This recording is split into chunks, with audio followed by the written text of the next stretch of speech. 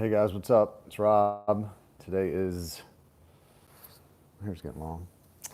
Today's Friday, February or December 14th. This is Ask Rob episode number 4, and it's 5 o'clock Eastern Standard Time. Just gonna wait for a couple people to jump on. Didn't look like anybody was waiting, but we're gonna do it anyway. So if you're watching post live, it looks like we have a few people that jumped on, 4 people climbing. But yeah, wanted to do an Ask Rob episode 4. It's been a while since we've done one of these, and I've gotten a lot of questions. Hey Vanessa, how are you? And I wanted to tackle them. It's so much easier for me to respond to people, just talk to them and make a video. And not to mention, if I respond to somebody via email, then a lot of people have that same question. It'll be a typical question that I'll get. So if I can respond to it in the Ask Rob, then I feel like I'm able to help more people rather than type one response to one person. So anyway, I posted a vlog.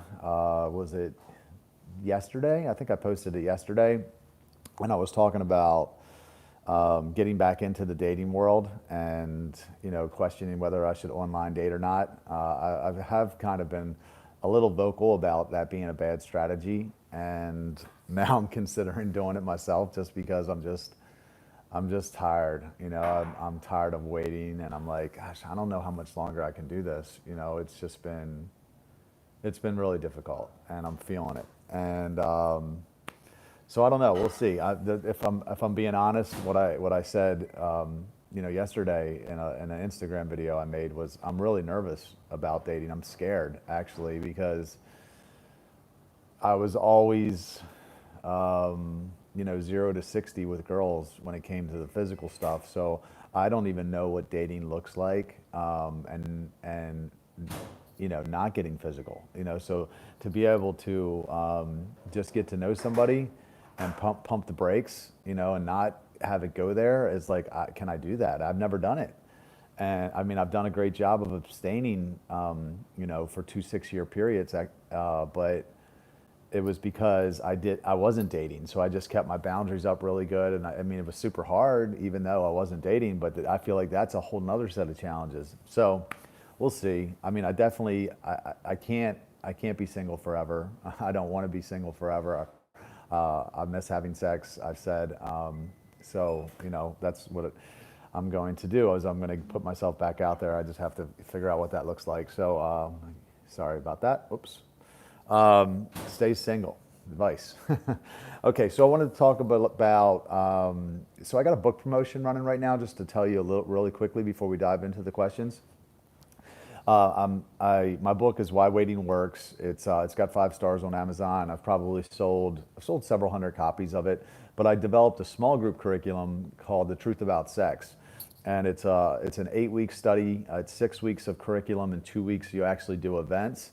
And I developed the study guide for people that were reaching out that were like, hey, I'm waiting and I don't have community, I don't have friends, I don't have people to hang out with on the weekends. Because you have to have that, because when your boundaries are like, what is your options? Like if you're not dating, if you're waiting for this person to come along, like you have to have friends or you're just not going to make it. So I developed a small group curriculum to give people a chance that were waiting, or even people that aren't waiting. They might just be learning about the concept, but people that are waiting, it gives them a chance to just to kind of get together, socialize. They volunteer, but they also can wrestle with all the principles and all the the subject matter of the book. So I tell you all this to say, for anyone that buys my book for a limited time, if they buy it from whywaitingworks.com, I'm giving a copy of The Truth About Sex away to each person that buys it. So if you're looking, if you just want to understand the concept better of waiting and why it makes sense, I break it down so practically. I believe it's the most practical book that's ever been written on the subject. And I've said yesterday in that Instagram video I made, is it's one thing to try and do something if you don't know why you're doing it, but when you understand why, then it makes it a lot easier. Like once you know that exercise is good for you, like it becomes easier to do exercise. Imagine, like, why would you put yourself through the pain of exercise if you didn't even know why, like how it was going to make you look and feel. So like I break it down very practically, and I give you like the real life practical implications of not waiting, and they're completely relatable. And if anybody's out there that doesn't know which way is right, it's undeniable after reading it. So check it out. You can go to whywaitingworks.com. If you buy the book, a signed copy of the book, not the ebook, I'll give you a free copy of The Truth About Sex as well for, I don't know, probably for the month of December, we'll be running that. So check it out. Also, we have small groups that are starting all across the country, even in other countries, in January. So if maybe you've heard about CityFam by now, or maybe you're just hearing about CityFam, we're helping people get them started where they're from. And we've kind of got a turnkey process. It's very easy. You can go to cityfam.com/start if you want to start a chapter, or if you're just kind of like somebody that's not really like, good at getting people together per se, you can go to cityfam.com/LMK for let me know. And then when somebody in your area rises up, we will introduce you to that person, and you can hopefully be part of this movement that is happening, here in Baltimore and starting to spread to other places. So anyway, let's dive into the questions so I don't keep boring you with my stuff. So I got a couple questions recently, and I got some old questions that I actually tackled on the last Ask Rob, and I want to actually touch on them at the end of the video if I have time, because I erased the last episode inadvertently, and I know not a lot of people got to see it. So first, somebody reached out and said, "Hey, I would love to see you talk and go into depth about the physical parts and boundaries to set. I am a Christian too, but I'm not sure where the line is to draw before it's wrong." So that's a question that I get pretty regularly from people, like, well, is it wrong to do this? Is oral wrong? Is it wrong to, let a girl give you a hand job, or give these are questions I get. And, yes, I believe it is.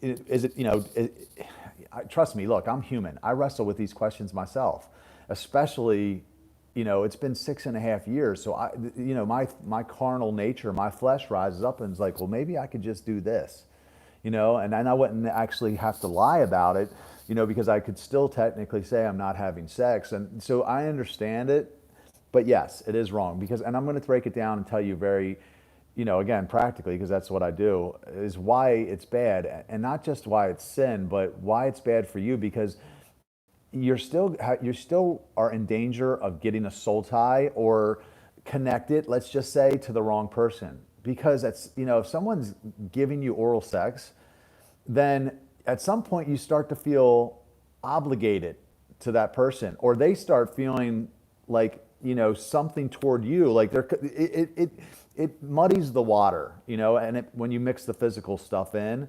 And at the very least, best case scenario, even if that doesn't happen, even if you don't get it connected to somebody, when you start fooling around with somebody else, because if you're not committing to them, there's a reason. When you start fooling around with somebody else, that person won't be your friend anymore. They're going to get their feelings hurt, because if they've been giving you whatever, a hand job or oral sex, they're probably expecting something, even if it hasn't been said. There's some expectation there. So at the very least, you're going to lose a friend.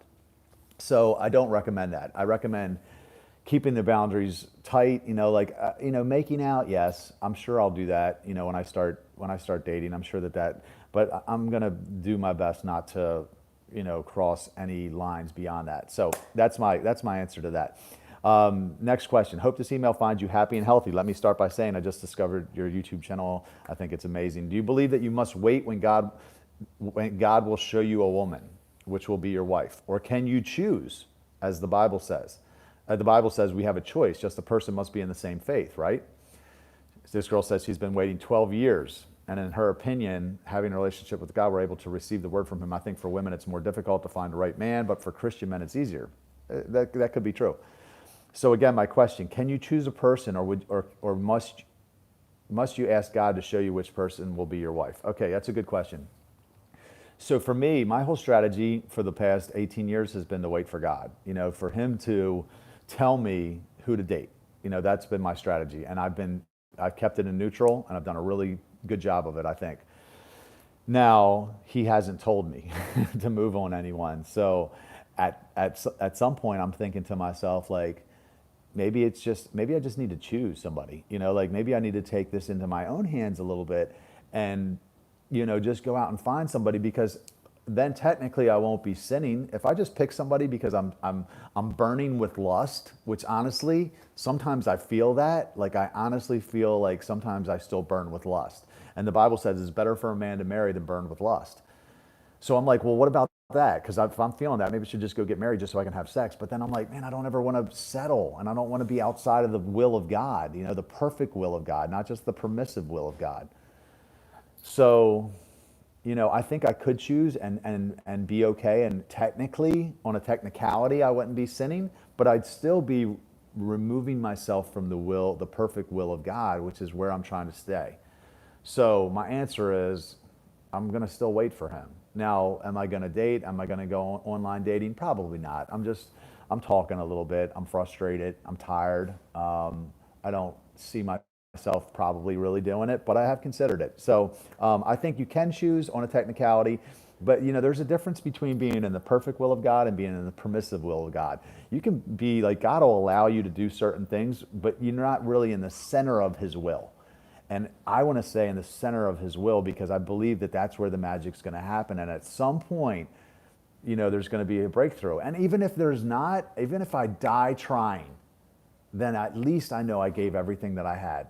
And that is probably the most difficult thing to do, is staying in the center of his will sometimes. Stay right where he puts you, as much as it hurts, as much as you don't understand it, like just to stay there and wait. And sometimes it turns into years, and that's where I've been. So, but I do want to, all that being said, I don't think there's any better place to be than right there, because I do believe that at some point that's where the magic happens. There's going to be a breakthrough, and at the very least, I don't want to have regret, knowing that I didn't give my all. So, next question. This girl says she's a 46-year-old virgin. Am I strange? Am I a weirdo? It's not that I don't want to have sex, but during my younger years, I put my focus in the college career and then work. I had a few dates in college, but I was always the trusty fat friend or the sidekick, while my roommates always had the hot dates. That's funny. My family thinks I'm a lesbian because I don't post my private life on Facebook or Instagram. I don't bring any guys home because nothing has ever been serious. And two, my family, God bless them, I love them, but they are some crazy ass people. Recently, I put myself on Match and met what I thought was a really great catch. He's a local guy, has done well for himself. We met. He won't take me out to dinner, not even for drinks, but he only wants me to give him blowjobs, then leave. I'm sorry, this is a little graphic. I've always wanted the complete fairy tale, but it's never happened, and frankly, I've given up. My boyfriend dumped me because I couldn't get pregnant. He knows he now has 2 kids and what seems to be a great marriage. There's so many diseases out there today that I'm afraid of even trying to have sex with a guy. I've never been one to pick up guys anywhere and then sleep with them. I just can't do it. I may be considered old-fashioned, but I think one man belongs with one woman. But hello, I'm a 46-year-old virgin, and you may be thinking, this girl had a boyfriend, but we never had sex. There was just a lot of kissing and touching, but no cheesecake was ever had. Anyway, I just think maybe I do like Fiona from Shrek, because I can't get a date with an honest, nice guy. Is something wrong with me? Any advice would be great. Wow. Geez, that's a tough one. 46-year-old virgin. Wow. I've said in previous videos, I think it's easier to not, if you haven't started. But still, that's a long time to wait for God to send the right person to you. So I go back to my last question, I guess, or my last topic, where I talked about trying to stay in the center of God's will. Sure, you could go out and meet somebody. You could probably meet somebody that would wait for you, and marry you if you were to get on some online dating sites. But would you be removing yourself from the center of God's will? I don't know. Personally, what I would do in that situation, I would probably be fasting and praying. If I'm wanting an answer from God, like if I have something if I'm desperate, I'm gonna probably not eat for at least a day, and I'm gonna talk to him about it and see what he has to say. Practically, sure, you could online date. I would be going to different churches. I would be dating different churches. Check out a new one every week. I would be going to small groups within those churches, trying different small groups until you found one that you liked. But put yourself out there. I see a lot of people that are waiting and they're sitting on their ass not doing anything. That's not a good strategy. get out there. At the very least, you should be working on yourself like it's a job. You know what I mean? That's the one thing that I've done over the last, really pretty much all the time that I've been abstaining. But definitely the last 6.5 years, I just put my head down and I worked on myself and my vision. And that's what I did. I call it sex transmutation in the book, and that's how I've accomplished, a lot of what I did, because I worked 12 or 15 hours a day, because there's like, what else am I going to do? So I would be working on yourself. And I believe that, I got to believe that when you get to a certain point, that God, that's what God is waiting for. He's waiting for you to become this person. So for me, like, I feel like the faster I could get to be that person, the faster I get to have sex again. You know what I mean? Like, and that's really, honestly, that's what I've thought. Like, I do sympathize with the fact that the harder you work on yourself and your vision, when it doesn't happen, the more it hurts. I don't know if that makes sense, but I've definitely felt that pain. It's like every time I get up to bat, I'm swinging for the fences. Like, literally every day I swing for the fences. What that means is you strike out a lot too. You know what I mean? So because it's not like I'm swinging trying to get a single. You know what I mean? I'm grinding my face off, and when it doesn't happen, it hurts that much more. So, but when it does happen, of course, you hit a home run. So I'll be working on myself a lot. Use this time to become the best version of yourself, which is what we preach at City Fam. So next question: making new friends as a busy working grown-up in today's world. And feel free to shoot the questions in if you guys got anything, or you just, anything that you want to talk about, send it in, and I'll address your questions next. So making new friends as a busy working grown-up in today's world, that's a challenge. Honestly, I saw a meme a while back where it said, nobody talks about Jesus' miracle of having 12 close friends in his 30s. And it's like, it's comical because it's true. It's like when you get older, people drift apart, especially when you're single. It's just becomes super hard because your friends have gotten married or whatever, just life changes. So, it is a challenge to make friends, grown-up friends in today's world. So for me, City Fam has filled that void. I don't know, who asked that question. I don't have your name down here, but I would say, if you're a believer, try a faith community. If you're in the area, definitely plug into City Fam, because there's nothing else like it. If you're not in the area, check out a faith community if you're a believer. The problem a lot that I found with the faith communities a lot of times is they're not doing a lot of anything fun. They have it figured out as far as like how to treat people and, like help your neighbor, like what can I do for you attitude. But when it comes to like the social piece, that's where they drop the ball. So, I would say if you have to be the one, if you find a good faith community, if you have to be the one that gets people and says, hey, look, we're going to start putting some fun stuff on the calendar, then you be the one to do it. That's what I did when I rededicated my life. I got back into a church and I took over their Facebook, their social media pages, and I started organizing events because I was bored. It was just kind of more for selfish reasons than anything. So I would say you got to put some work in. It's not just going to happen by itself. There's meetup groups out there where you can find, probably, if you're a believer, you can find, single Christians or, Christian groups that are doing fun stuff, and just, put the time in. The relationships are work like everything else. That's the way that I believe God designed it, because, like a lot of people want great relationships, but they don't want to do the work, meaning they don't want to show up for people when they need them. Just like people want a six-pack, but they don't want to go to the gym. They don't want to diet. Like, if you want great relationships are built on one thing, and that thing is sacrifice. So if your buddy's moving, you got to show up at his house. If he's sick, you better shoot him a text or a call. Like, you have to put in the work. And if you put in the work, the relationships will come 100%. So let me tackle some of these questions here.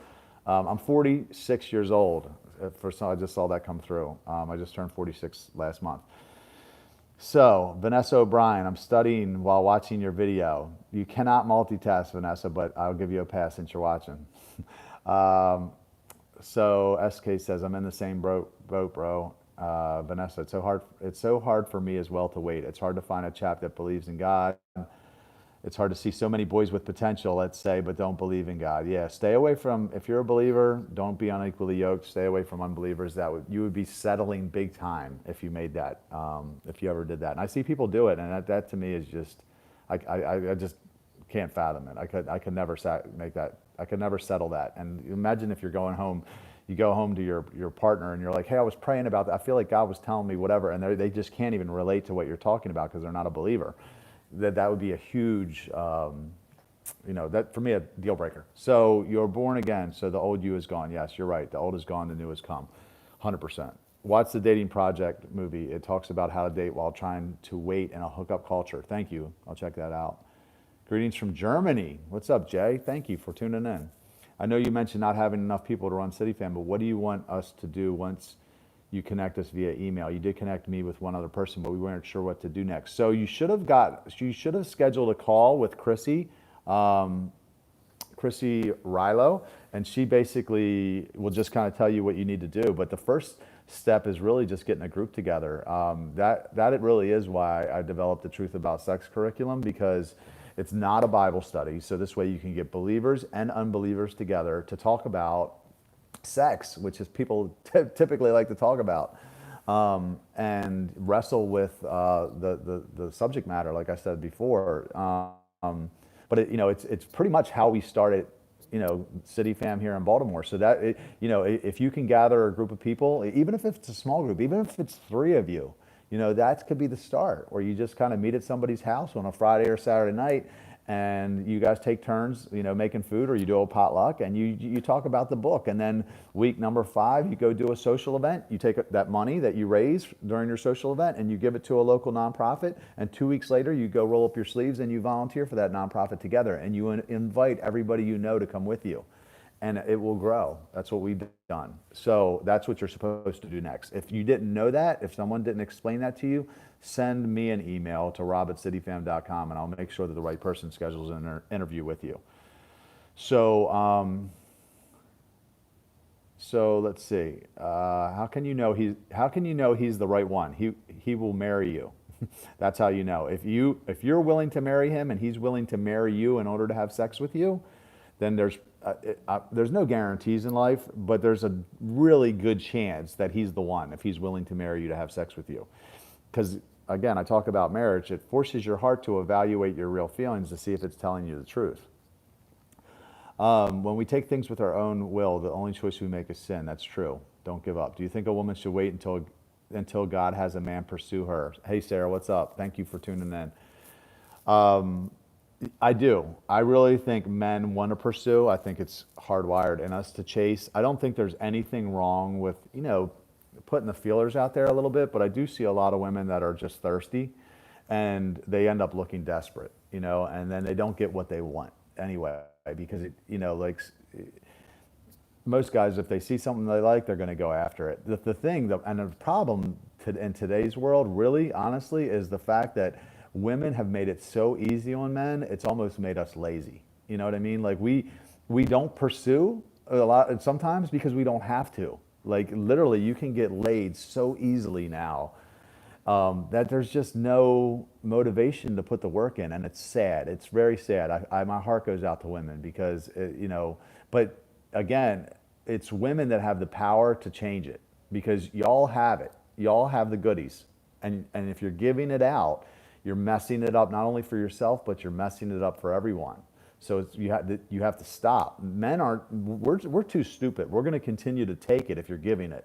You know what I mean? So women have the power to stop giving it, and then the men will have to man up and marry women.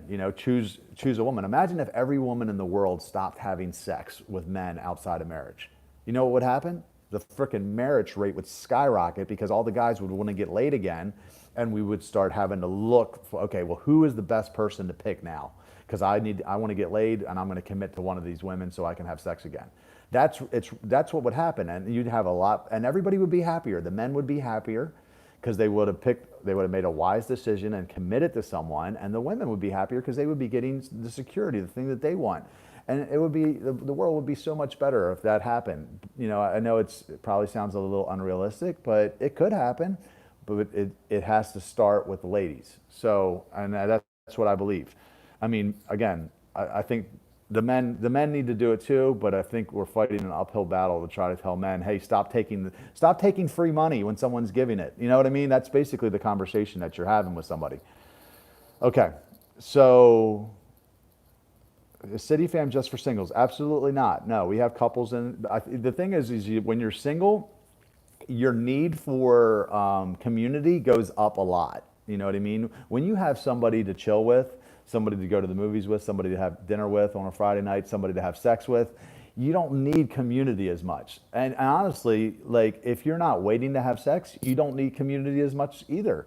Because when when you're always looking for your next sex partner, you don't really necessarily need great friends. You know what I mean? You could just find somebody to kick it with, and if it doesn't work out, then you find the next one. And that's what people do, and they never cultivate a great community of friends, so they never get a support system to come alongside them and help them fulfill their purpose. And I talk about it in the book. It's like the immersion technique. Like I've wanted to learn Spanish for years. You know how much I know? Like about that much. But if you dropped my ass in a Spanish-speaking country and left me there, guess how fast I'd learn that language? I'd learn it real fast because I had to survive. That's what happened to me when I drew my line in the sand and said no more sex before marriage. Then I was able to cultivate this amazing community because I was dying without them. So no, it's not only for singles. All that to say, City Fam is not only for singles, but it does really fill the biggest void for people that are single and they're waiting. So, which is another reason why the book and the study guide goes so well with the organization. So let's get back to the questions.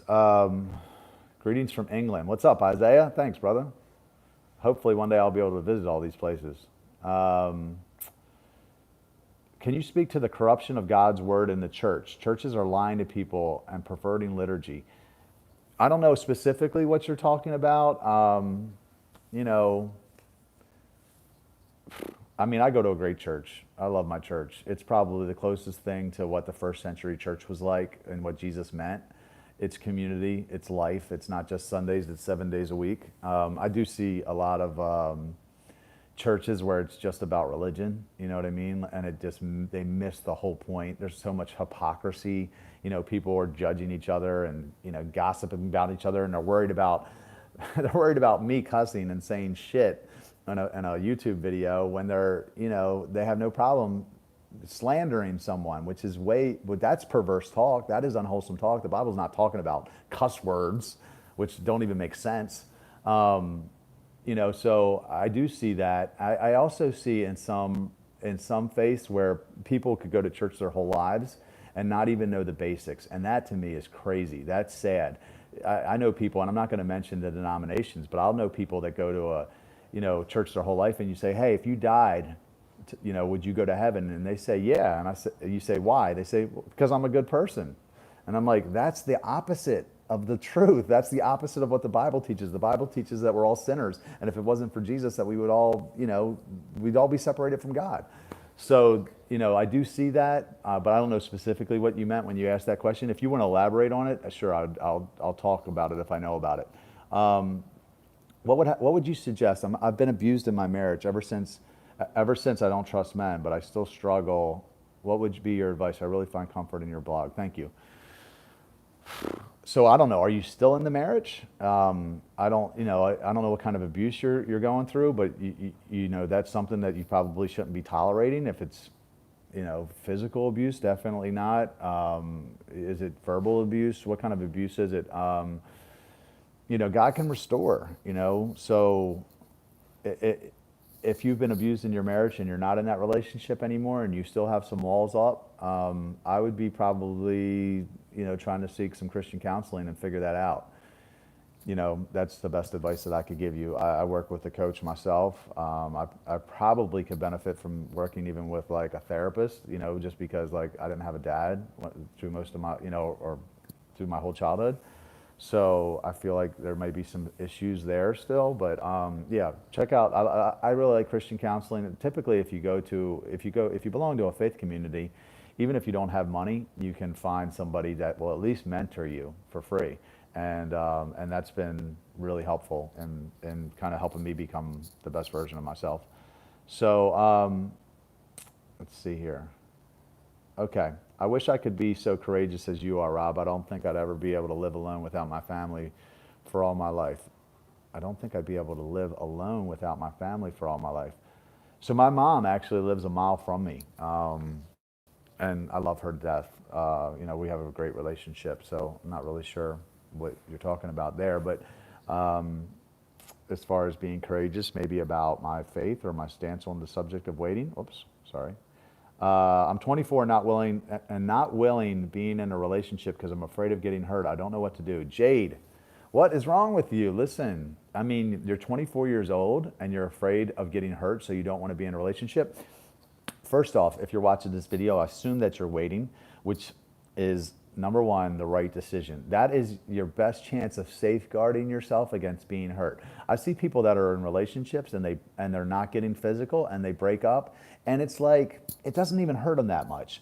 What it hurts a lot more is when you're physical. When you are having sex with someone and you break up, it feels like you were just torn apart, because the Bible says that we cleave together, and cleave, that word means like glue. And one of the videos I made is like, if you've ever seen plywood, it's this thin sheet material that's been glued together. If you were to pull that apart, it comes off in like pieces. It's chipped off and broken, and it's a mess. And that's what happens with people when they're getting physical and they break up. It's a lot more painful. So if you are waiting, continue to wait and date people. But the chance, it's not going to hurt as bad, a breakup, if you're not getting physical. And if a man steps up and he marries you in order to sleep with you, then there's a really good chance that you guys are going to, that you're going to last long term. And you can Google all the stats. You can go to actually Why Waiting Works and look at the resources page. And there's all kinds of articles I put there that I found, with statistics of people that waited versus people that didn't wait. So anyway, that's my suggestion. Put yourself out there. Of course, pray about it. And if God leads you and you got peace about moving forward with somebody, do it, because you got to enjoy life. You have to take some chances. Okay. So thank you, Tammy, Tigress. Looking forward to hanging out with you on New Year's. It's going to be a great time. Hey, Rob, what do you suggest I do? I got together with a non-Christian girl, broke up because it wasn't the right to do. Please advise. I say continue to stay broken up. She also respected my desire to wait till marriage. Okay, so here's, I'm not a big proponent of missionary dating, which is what I call it when you got, a Christian person dating a non-Christian. Now, look, I've done it, and I've actually led girls to the Lord that way. It's not a great strategy because you don't know if that person is going to get saved. The Bible says that no one knows the Son except the Father, and no one knows the Father except the Son, and those to whom the Son chooses to reveal him. So if you hear that verse, that was Jesus that said that. So if you take that verse, it says it's not even up to you; it's up to Jesus to choose to reveal the Father to that person. So it is a risk. If you date somebody that's not a believer, it's a risk that you will end up in a relationship with somebody and you'll have to settle, you'll have to make that, that sacrifice or whatever, where you'd be giving up that part of your life with your partner, where you won't be able to pray with them, because they won't know him. So, but all that being said, I think women in general tend to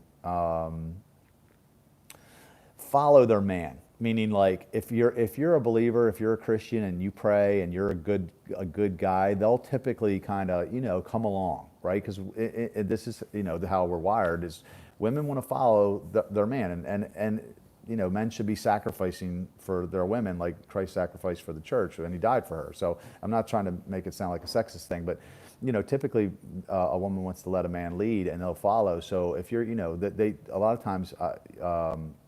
If you're going to church and you're a Christian, there's a good chance that they will come along as well. And if you're bad, they'll come along and be bad too. I've seen that plenty of times in my life, where they'll rise to your level, or sink to your level, should I say? But you do run that risk. So I guess it really depends on you. If you're in love with her, move slowly. No one says you got to get married tomorrow. Continue to go to church. Continue to invite her. Try to lead her to the Lord. You'd be doing her the biggest favor ever if you could do that. You could change your life. So that's what I would say. But you don't have to marry her if she doesn't come along. Maybe if it doesn't happen after 6 months or a year, you could always pull out. But just you got to make sure that you keep those boundaries so you don't get physical with her. If she's if she's not a Christian, what's her motivation to wait? I mean, maybe she'll do it for you, but if she wasn't really on board, if she was still kind of pushing the envelope, trying to stick her hand down your pants when you guys are alone or whatever, like that would be that's going to be a dangerous situation. So you might want to think about that. Whoops. Let's see here. Oh, sorry. Trying to find these. Let's see here.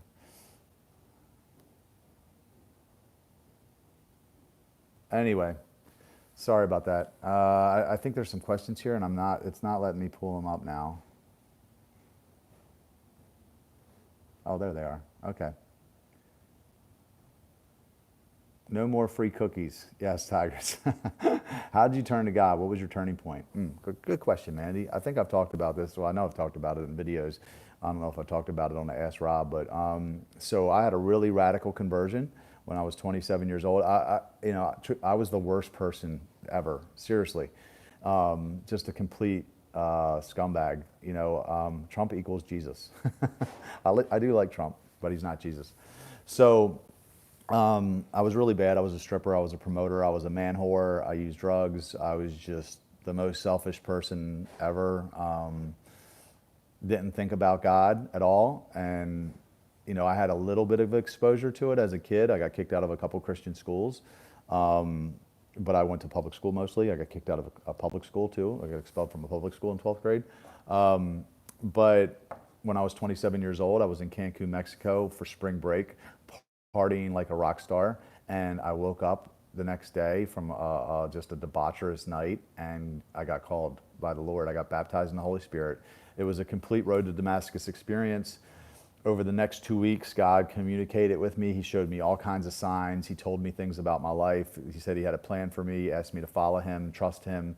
It was very radical. It was a very radical experience, to the point where I was scared, because I was just like, I don't know what this is about. Who am I? Like, what, because he's like, I got a plan for you. Trust me, follow me. And I did a radical 180, mostly out of fear, to be honest. And there was some curiosity there, because I was like, I want to see what this is about. But I went from not knowing that he was real one day, not even thinking about him, to being completely aware that Jesus was the Son of God, and that he had a plan for my life. It was like the Matrix. It was like I took the red pill, and it was that crazy. And I changed, and I for 6 years I was abstinent. I was looking for people to hang out with, because I cut all my old friends off, that I used to go to the clubs with, and I just couldn't find anybody. There was nothing out there, and I didn't relate to church people, and so after 6 years of white knuckling it, I thought I could do something. I thought I could create something like a city fam, and I started kind of promoting again, and and I've got into this story before. I don't want to bore everybody, but I backslid really hard. Started in 2006, and returned to a lot of my former ways. I rededicated in 2011 after making a mess of my life. And I've been on this, road ever since, where, now I'm smarter. I know where that road ends, which is what enables me to do everything that I'm doing now. Because as far as I know, I don't think there's anyone else in the world like us, as far as City Fam, where we're right in the middle of it. You know what I mean? Like, we're right in the middle of it, and we're saying, don't touch the apple. It's right there. Don't touch it though. But we're gonna, because like, it's almost like, being in the Garden of Eden. You know what I mean? Like, Garden of Eden was awesome. It was paradise. The only thing they had to do was not touch that apple. You know what I mean? But they were able to live in paradise. And it's like, most people's strategy when they get out of that life is like, stay far away from those places. Don't go there, because it'll suck you in. And it can. It's 100%. It's dangerous. But if you're there with a group of people that are on the same path as you, then you kind of can lock arms, and you're safe. You know what I mean? And it's fun. I still like going to bars. Even though I'm sober, I like a bar, because there's music, there's live music a lot of times. There's food. There's girls. I might meet one day. Like, rather than what, okay, now you're on this path. You go home and you sit around every weekend, which I did that for 6 years, and it doesn't work forever. Eventually, you'll get into a relationship with the wrong person out of loneliness, or you'll go back to your bad ways, or just life will suck. You know what I mean? So we're like, okay, hey, we're back here. We're in the garden. We're not going to touch the apple. I really want to bite it, though. I really want it. I'm going to look at it sometimes, but I ain't going to touch it. You know what I mean? And that's just kind of what I look at City Fam. It's like, I don't think there's anybody else like us. You know what I mean? Like, we're right in the thick of things. We're right in the middle of it. Like, I'm throwing the biggest New Year's Eve party in Baltimore in 2 weeks from now, and it is so much fun. And I don't drink, and there'll be girls there, and I'm going to have a hotel room. Would I like to have a girl back in my hotel room? Of course. I'm not going to do it, though, because then I get kicked out of the garden again. You know what I mean? Then I got to go, be whatever he says, be a restless wanderer. That was Cain, actually. Anyway, I'm rambling. But you get my point. So, you're coming for New Year's, Sarah? Awesome. That's great. Sorry, I'm having problems here. That's great. You're going to love it. It's so much fun. I'm actually, truth be told, I'm real transparent. I'm having a glass of kratom, a cup of kratom tea right now. It's like a tea from East Asia, and it kind of relaxes you. So I don't drink, but I do have kava on occasion. I have kratom sometimes too, and it just kind of relaxes you. Anyway, it's a nice alternative for people that don't drink. And one day, home will serve both of those things, which I'm really happy about. Okay, see his commitment, religious attitude, patriotism. Trump really made me cry out. I do like Trump. I want to hear more about your Damascus Road experience. Do you ever tell anyone about it specifically? Tammy, when you come to Baltimore, I'll tell you all the details. It's heavy. It's very heavy. It's scary. It's end of the world stuff. Have you ever wondered what the conversation with your wife will be about the women you slept with? I know that was before Jesus, so you think you'll need to be accountable with her about this. That just actually sparked something great that I want to talk about. That was Sarah.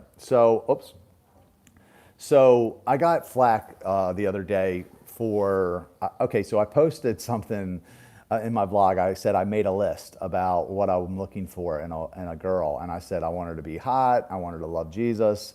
I want her to be independent, so she's not clingy or needy. I want her to be smart, not naive, not have slept with a bunch of clowns or professional athletes or famous people or whatever. And I said I wanted her to have some business sense too, so that she can help run my affairs.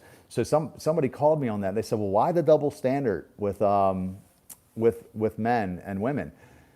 As far as why is it okay for men to sleep around and it's not okay for women? And first off, it's not okay. Okay, so I'm not saying that it's okay. Both sins are equal. However, there is a difference. And I'm not the person that made this up, so don't kill the messenger. But if you can't see this, then I need to explain it to you, because there's a serious problem. Women have it, women want security and men want sex. So this is how I posed it to the girl. I said, imagine you were dating a guy and you found out that every girl he ever dated, he proposed to quickly and married. And he had 5 wives, and now you were going to be number 6. But he did all that before he met Jesus. He married those 5 girls all before Jesus, but he proposed to them right away and he got married to them. How special would you feel about him marrying you? And she's like, well, that would be a red flag. And I'm like, no shit, that would be a red flag. It would be the same, and it's the same thing, but it's the flip side for a woman that gives out. If a girl was giving out sex to anybody and everybody, that's basically the same scenario, but on the reverse side. And I told her it's biblical too. It's not just me that made this up, or it's not just society. This stuff is in the Bible. There's a verse in the Old Testament that says if you're a woman and you're found to not be a virgin on your wedding night, take her to the door of her father's house and stone her to death. That's what it says. Now, I don't believe that you should do that, obviously, but there's a principle there. And what is it? And it also says if a man seduces a woman that's not his wife to have sex with him, then he has to marry her. And what does that mean when you look at both? It's basically, it says, look, you sleep with her, she's yours. You have to take care of her, because the woman has the sex and the man has the security. So if you take the sex from her, you have to give her your security. Now you take care of her. And that's the principle. Now I know the times have changed and, women take care of themselves and they work and they don't need men to provide. But there is an undeniable truth here that still exists. If I was to ask you, who are the clients in the billion-dollar sex trade industry? Who are the clients 100% of the time? The clients are men. They're not women. Women never have to pay for sex. They'll never have to pay for sex because this dynamic exists.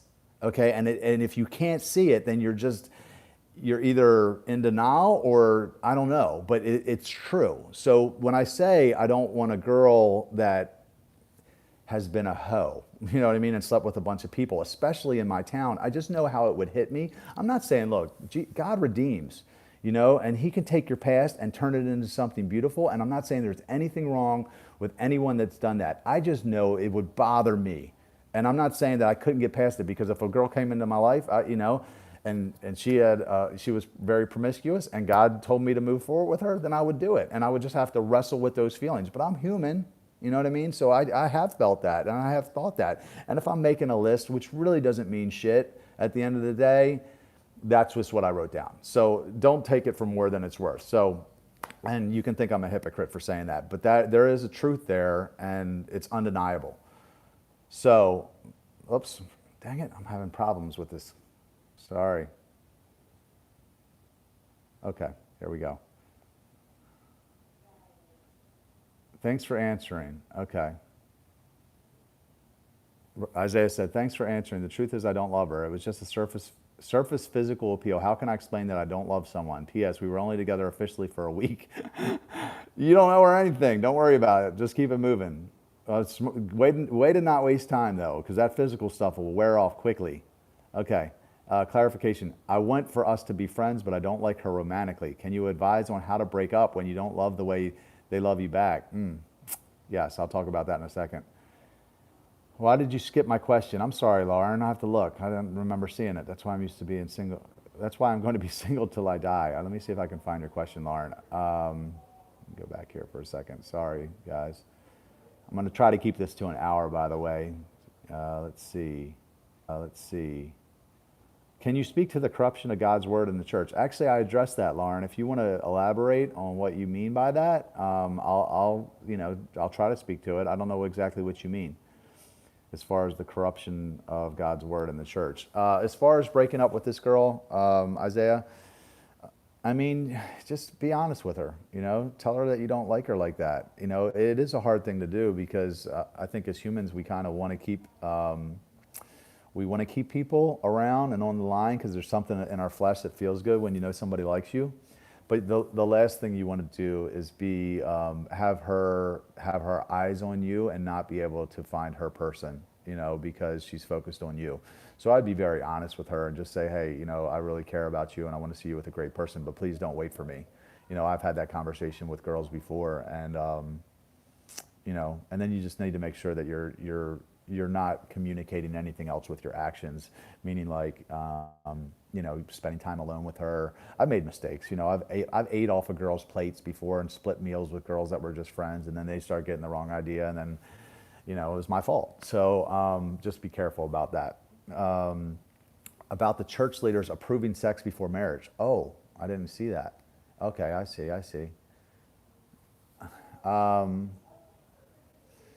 You didn't say whether you would tell her. Okay.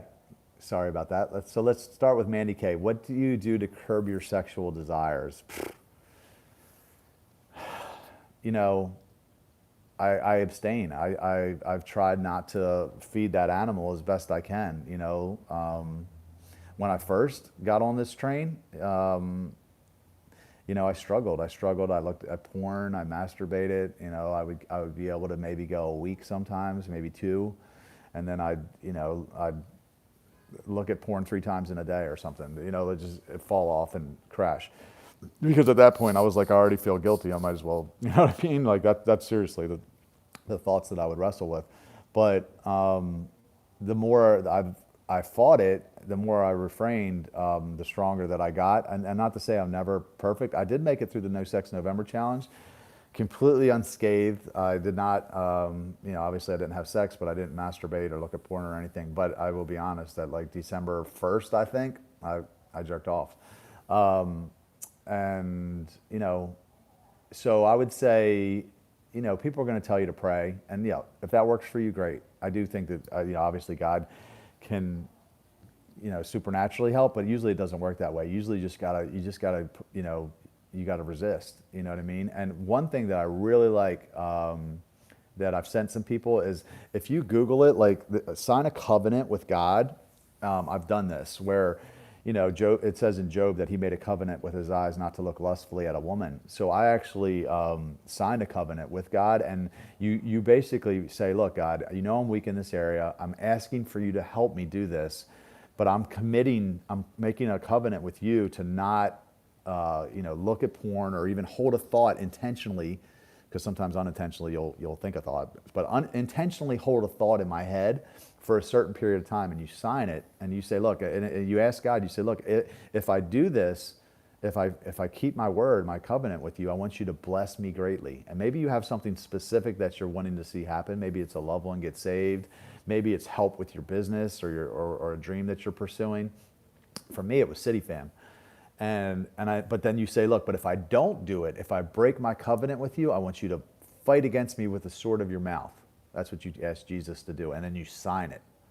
And it scares you, honestly, because it'll keep you in check because you want the blessing, which is the gas, but you fear the punishment, which is the brake. So I did that. And I think I made it up to like 6 months. I started with just like a day, and then I did 3 days, and then I did a week, and then I think I did 2 weeks, and then eventually and you build it up. But there were times when I signed that I would go to bed and I was depressed and I was pissed off, and it would have been one of those nights that I know I would have probably either looked at porn or at least masturbated. But I didn't do it because I was scared that God would punish me. Plus, I wanted him to bless me. And then you know what would happen? I would wake up the next day and I'd be so freaking proud of myself that I didn't do it. And I'd be good because that moment passes. You know what I mean? That strong temptation is usually only there for a little while. You know what I mean? So if you can resist it, sometimes I would like literally, it would come on me, and I wouldn't go home because I know if I was going to go home, I was going to look at porn. So I would just stay out of the house. So you got to do whatever that you can do. The Bible says, Jesus says, if your eye causes you to sin, gouge it out. So whatever that looks like for you, that's what you have to do to fight that desire. But it is a battle that everyone has to fight. Okay, so nobody can fault you for being honest, man. Thank you. You didn't say whether you would tell her. Yes, 100%. You see how open I am with my past. I don't have any fear of the person that I'm with telling them about my life. I will say, listen, and it might sound sexist, I do think that there's a difference with men and women of how people take it. I think it's harder for a man to take the way it hits you, that a woman has been really promiscuous versus a man. Because at the end of the day, it's like no one looked at George Clooney, as being like needy, you know what I mean, or clingy. Like if anything, you're like he wasn't giving out the security. He was like, you know what I mean. And now he's stupid on another level because he was going about long-term happiness completely wrong, and like everybody else in the world for the most part, all other men. But it's not the same thing. And I'm not saying that what I did wasn't wrong. Of course it was wrong. And, I'm sure I damaged myself in ways that I probably don't even know about. But I wouldn't lie about it. Of course I'd tell her, absolutely. I mean, and she'll know because more than likely she's going to see, some of my content, at some point, whether before or after we meet, she's going to see the videos, and I talk about it all the time. So, okay, let's keep going. So, church leaders approving sex before marriage. I don't know who's doing that. I mean, who is doing that? Is somebody doing that? I haven't heard about it. If that's the case, then that is not accurate. There's also verses in the Bible that talks about, the time will come when they'll surround themselves with with teachers that say what their itching ears want to hear. You know what I mean? And I definitely, you see a lot of crazy false teaching, actually, now that you bring that up, in the churches where there are things that the Bible are very clear about that they're condoning. And I don't know if it's to put butts in the seats or they're just or they're just confused. I don't know. Maybe they're I don't know exactly what it is. But I'm such a fundamentalist. Like, obviously I'm edgy on some level. I cuss, but to me that doesn't mean anything.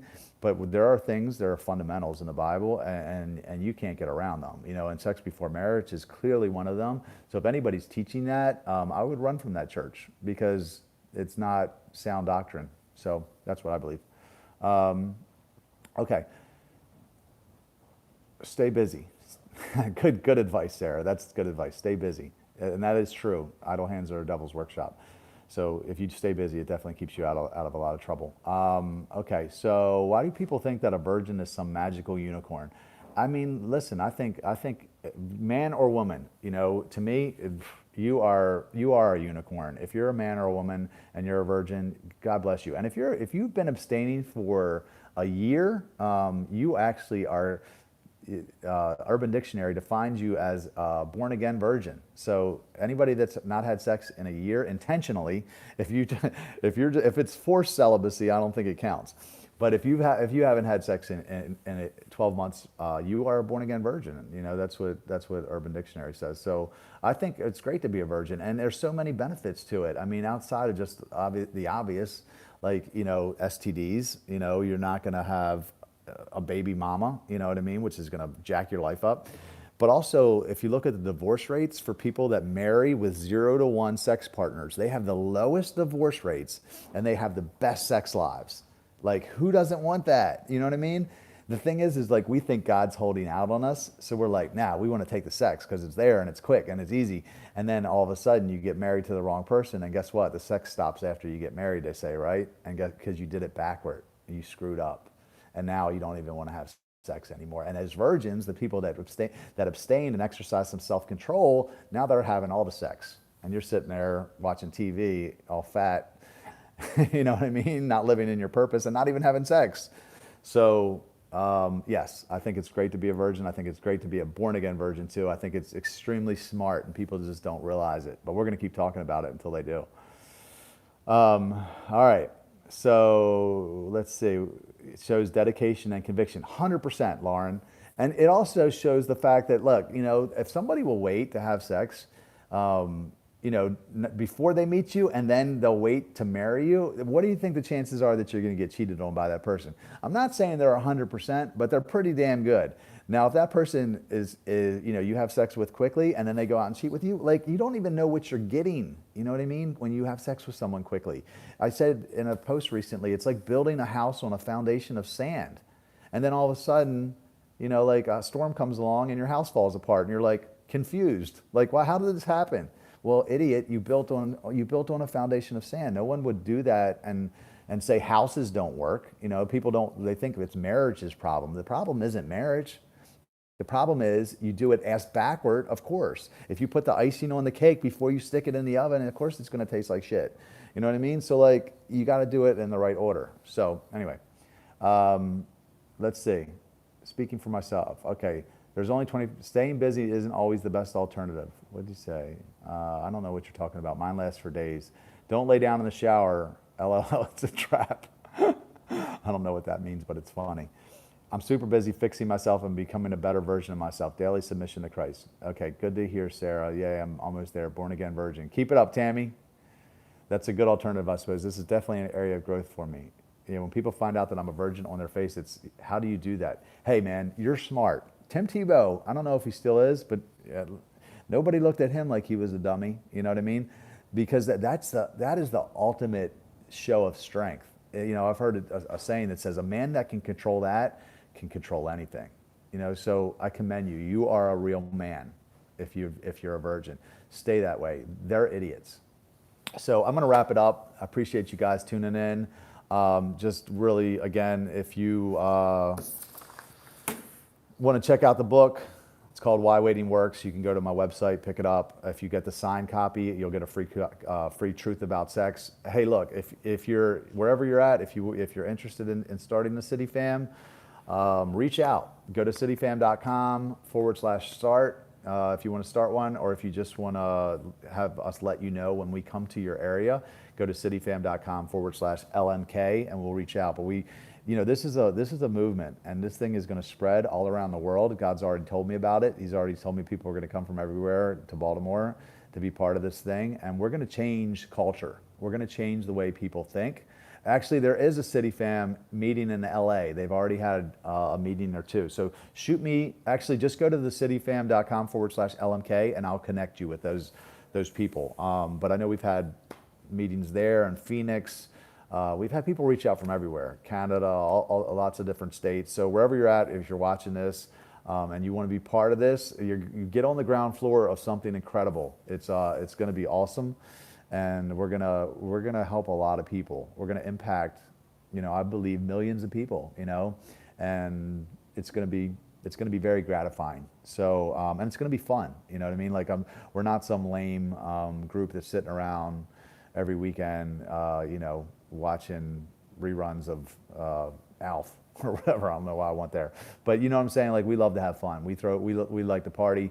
We like to volunteer, but we want to ultimately become the best version of ourselves and hit our full potential. And that's who we are. That's who City Fam is. So I appreciate you guys. You really keep me going. If it wasn't for this, seriously, if it wasn't for the messages that you guys send me and just having this platform, I don't think I could continue, because knowing that God is using me is what keeps me going, because it's been really hard. But I really appreciate y'all. So thank you. City Fam London, yes. We had people reach out from London. So anyway, talk to you guys later. See ya.